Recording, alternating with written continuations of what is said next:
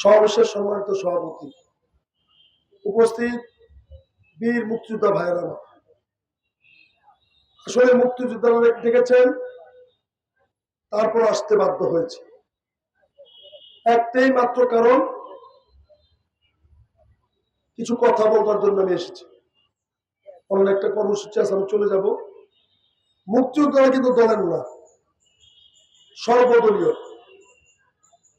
এখানে অনেকে আছেন এই সারিতে, অনেক ব্যক্তিগত অনেক মুক্তিযোদ্ধার সাথে আমার ব্যক্তিগত সম্পর্ক, দলীয় সম্পর্ক, অনেক সম্পর্ক।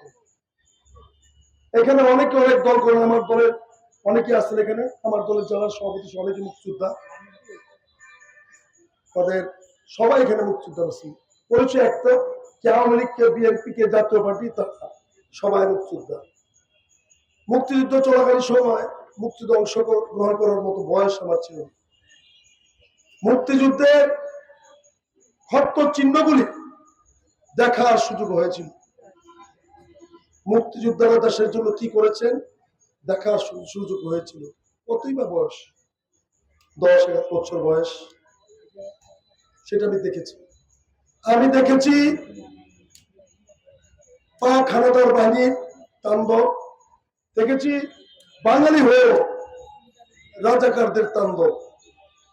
তাই আমি সকল সময় মুক্তিযুদ্ধের অংশগ্রহণ করার সুযোগ না থাকলে মুক্তিযোদ্ধাদের সমর্থন করেছি। আজকে এসেছি, আমার কাছে মুক্তিযুদ্ধ হচ্ছে সবচেয়ে বড় গর্ব। ডাক্তার হলে, আইনজীবী হলে অনেক কিছু হওয়া যায়, একটা দেশে কিন্তু মুক্তিযুদ্ধ একবার হোক। আমরা কিন্তু, আমি লিখি অ্যাডভোকেট খোকন সাহা, সাধারণ সম্পাদক আমি কিন্তু কখনো কেউ ঘোষণা দেয় না কিংবা বলতে পারি না আমি একজন মুক্তিযোদ্ধার সম্মান দেখায় আমাদের নেত্রী চালু করছে 1996 সালে, যখন বঙ্গবন্ধু চিন্তা চেতনা ছিল, বঙ্গবন্ধুর ডাকেই মুক্তিযুদ্ধ হয়েছিল। বঙ্গবন্ধু মুক্তিযোদ্ধাদের জন্য কিছু করতে পারে না, কারণ তখন দেশ গরিব, বিদেশি সাহায্য চলতে হয়, বিভিন্ন উন্নতি করতে পারে নাই। মুক্তিযোদ্ধার জন্য যতটুকু সম্ভব ততটুকুনি করেছেন। বাকি বঙ্গবন্ধু স্বপ্ন বাস্তবায়ন করেছেন আমাদের নেত্রী শেখ হাসিনা। হ্যাঁ, বঙ্গবন্ধুর সময় থেকে শুরু হয়েছে। বঙ্গবন্ধু মুক্তিযোদ্ধা সংসদ, মুক্তিযোদ্ধাদের জন্য পরিবর্তন, অনেক কিছু করেছে। সোসাইটি পুনর্বাসন কেন্দ্র করেছেন। মুক্তি যারা বিদেশিরা চলে গেছে তাদের সম্পদ দিয়েছেন মুক্তিযোদ্ধাদের। আওয়ামী ট্রাস্ট গঠন করেছেন, পুরা স্বপ্ন বাস্তবায়ন করতে পারেন। নেত্রী ক্ষমতা আসলেন বঙ্গবন্ধুর হত্যাকাণ্ডের পর, জঘন্য হত্যাকাণ্ডের পরে। এই নেত্রী ক্ষমতা এসেই মুক্তিযোদ্ধাদের জন্য ভাতা সৃষ্টি করলেন। ভাতা বঙ্গ নেত্রী করেছিল ভাতা। নেত্রী মুক্তিযোদ্ধাদের জন্য সমাহিত করার জন্য, সম্মান দেখানোর জন্য আলাদা কবরস্থান করেছেন। আলাদা কবরস্থান একটা অংশ, নির্দিষ্ট সীমায় নেয় মুক্তিযোদ্ধাদের জন্য দাফন কাফন, কিংবা যদি ইসলাম ধর্মের না হয় তার সমাহিত করার ব্যবস্থা করেছেন। রাষ্ট্রীয় মর্যাদা বিশ্বে তো বিভিন্ন দেশের উদাহরণ, যে সকল দেশে মুক্তিযোদ্ধা মুক্তিযুদ্ধ হয়েছে তাদের ওই দেশের সরকার তাদের রাষ্ট্রের অনেক সুযোগ সুবিধা তাদের দেয়, তাতে ওই দেশের প্রতি, জাতির প্রতি অবদানের জন্য নেতৃত্ব দিয়েছেন। এই আন্দোলন অনেকদিন যাবৎ চলছে।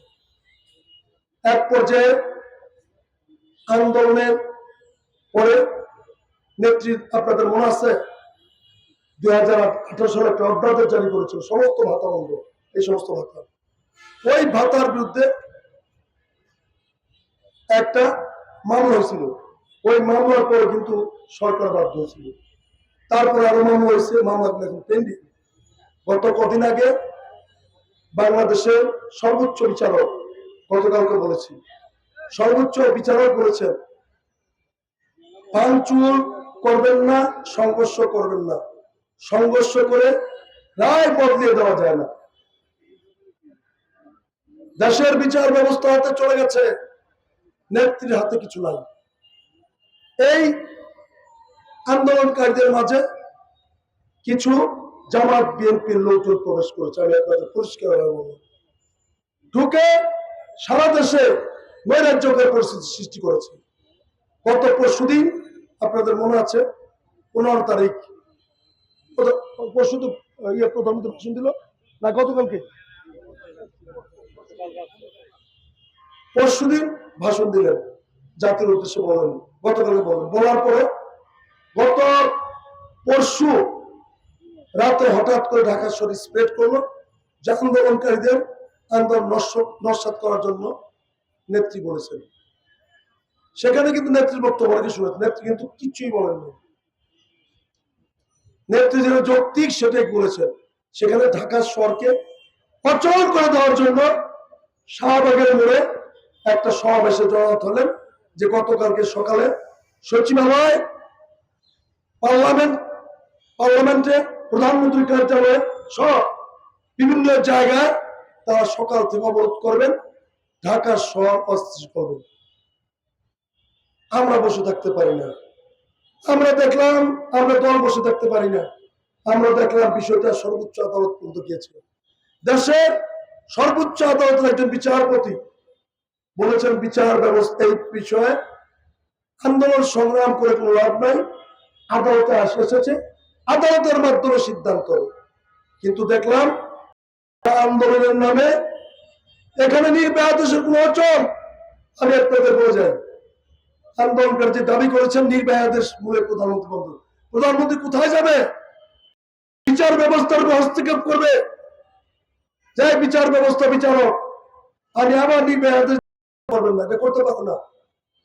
প্রধানমন্ত্রী রাষ্ট্রের বিচার ব্যবস্থা চেয়েছেন, যে বিচার ব্যবস্থা বিচারকরা করেন সেটি। সেখানে তারা কি করলেন? অবৈধ জমায়েত করলেন, লাঠি সুতা নিয়ে মিছিল করলেন, কেউ সেখানে বাধা দেওয়া হলো, স্লোগান আসলো, তুমি কে আমি কে, রাজাকার রাজাকার, হায় হায় রাজাকার। কমলমতি শিশুদের ভিন্ন খাতে পরিচালিত করলো, যারা যারা যুক্তিক মনে করেন তাদের মাঝে তারা প্রবেশ করে সারা বাংলাদেশে বিশৃঙ্খলা সৃষ্টি করলেন। আজও চলছে, সকালের পরে বিশৃঙ্খলা করছে। আমরা পরিষ্কার ভাবে বলতে চাই, মুক্তিযোদ্ধাদের সম্মান দিয়ে করা হয়েছে। নেত্রী অধ্যাদেশ জারি করেছিল, সেই অধ্যাদেশের পরে রাষ্ট্রকে বাধ্য করেছে আদালত, আবার আদালতের দ্বারস্থ হয়েছে। আদালতের সিদ্ধান্ত আগে নেত্রীর সেখানে ক্ষমতা, রাষ্ট্রের কোনো ক্ষমতা নাই। বিচার ব্যবস্থার উপর সেটা আছে। বিচার ব্যবস্থার প্রতি আপনার আস্থা থাকে, অপেক্ষা করেন, অপেক্ষা না করে রাষ্ট্রকে বিশৃঙ্খলা করবেন, তুমি কে আমি কে রাজাকার স্লোগান দিবেন, মুক্তিযোদ্ধারা কিংবা মুক্তিযুদ্ধের পক্ষের শক্তি সেখানে বসে থাকতে পারে না। আমি আবারও আমার দলের পক্ষ থেকে বলছি, আপনারা অরাজকতা করবেন না, আন্দোলনের নামে বিষয়টা উচ্চ আদালতে পেন্ডিং, এ বিষয়ে কথা বলবেন না। উচ্চ আদালত যেটা সিদ্ধান্ত সেটি হবে। গতবার কোটা দেখলাম, সরকারি চাকরির কোটা, সেখানে সম্ভবত মুক্তিযোদ্ধাদের জন্য ছিল 500 কতগুলি কোঠা। আমি কিন্তু ওদের মিডিয়ার সামনে বলতেছি, মিডিয়া বাইরে আমার বক্তব্য টেপ করবেন, 500 কতটা। গতবার সেখানে 200 কয়জন জানি পড়লো মুক্তিযোদ্ধার কোঠায়, বাকি তো পড়ে নাই। মুক্তিযোদ্ধার কোঠা পড়বো সরকার, কিন্তু যেহেতু মুক্তিযোদ্ধার কোঠায় 500-র উপরে যেটা পড়ে সেটা পড়ে না, 200 কত পড়েছে, ওই বাকিটা কিন্তু সাধারণ কোটায় ট্রান্সফার হয়েছে। সেটা কিন্তু কোন অতিরিক্ত মুক্তিযোদ্ধার সন্তানদের নেয় না। অতিরিক্ত কার ছাট ইন্টারভিউ যাচাই বাছাই সেটা কিন্তু পড়ে না। সেটার কথা আপনারা বলেন না যে সরকার এই মুক্তিযুদ্ধের কোঠায় সব চলে গেছে, ঠিক না। এগুলি আপনার আমার সন্তানকে ওরা ভুল দিকে পরিচালিত করছে, যারা করছে দেশকে নৈরাজ্যকর পরিস্থিতির দিকে নিয়ে যাচ্ছে, তাদের কাউকে ছাড় দেওয়া হবে না। মুক্তিযুদ্ধেরা ছাড় দিবেন না, আমরা যারা মুক্তিযুদ্ধের পক্ষে সত্যি আমরা তাদের ছাড় দিতে পারি না। আমরা মাঠে নেমেছি। গতকালকে আওয়ামী লীগের প্রতিষ্ঠা বার্ষিকীতে আমি একই বক্তব্য রেখেছি। আমাকে হুদা ভাই, আমার বড় ভাই আইবিল বারবার রিকোয়েস্ট করলো, আপনার সাহেব বলেন, আপনি এই কথাই বলেন। গভর্নমেন্টের যুক্তি ছিল, গভর্নমেন্ট করেছে মহামান্য, উনি ওরা যখন প্রথম আন্দোলন করে ইস্যু সৃষ্টি করে তখন কিন্তু গভর্নমেন্ট গ্যাজেট করেছে, সে কিন্তু সেই গ্যাজেটের বিরুদ্ধে আপিল করেছে, আপিলের কারণে কিন্তু আবার এই ভাতা চালু করছে। অতএব সাবধান হয়ে যান, রাষ্ট্রকে অস্থিতিশীল করবেন না, আমাদের ছেলেদের উপর আঘাত করবেন না। যদি আঘাত করেন তাহলে সমুচিত জবাব আমরা দিব। দেশের আইন শৃঙ্খলা পরিস্থিতি যদি ওই রাজাকার তুমি কে আমি কে রাজাকার রাজাকার স্লোগান দিয়ে অস্থিতিশীল করে ভাঙচুর করে মুক্তিযুদ্ধ ছাড়বেন না। আমরা মাঠে নেমেছি, মাঠে নামবো, ছাড়বো না এই বিশৃঙ্খলাকারীদের। সবাই ভালো থাকেন। হচ্ছে আমি আমার বক্তব্য এখানে সমাপ্ত করবেন। আগামীতে দেখা হবে। বাংলা।